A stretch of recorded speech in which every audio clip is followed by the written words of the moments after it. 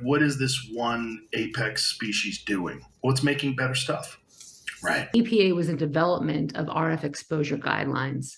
In fact, what you're seeing is a slide here from a briefing to the FCC in 1995, where they were talking about the completion of the guidelines that they were putting together. It was a two-tiered set of limits that they were developing. There had been for many years previous robust research activities by the EPA, but they were fully defunded by 1996 on this issue. And that's how we landed today. We're in a situation where we have, and this is just an image from the lawsuit, Environmental Health Trust et al. Versus the FCC, where the FCC is affirming 1996 limits.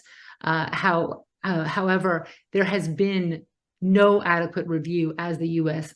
Court of Appeals for the D.C. Circuit clarified.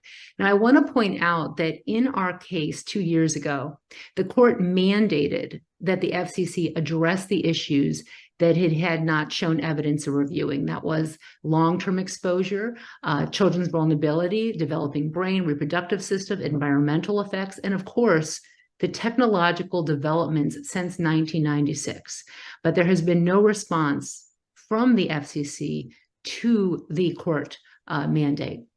And if you look at how our limits compare to other countries where they have more restrictive limits, the United States, Japan, and actually many countries have among the highest limits, whereas there are several countries that have more stringent limits, such as Switzerland, Italy, Russia, China, India, and Greece, relevant to where people are living, their homes or schools.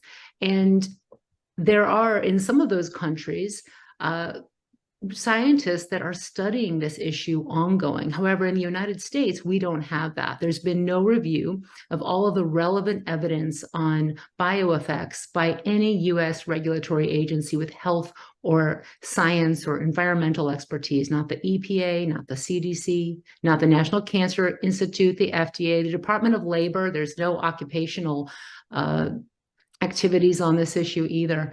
And that is something that really needs to change, and that's what we're working on.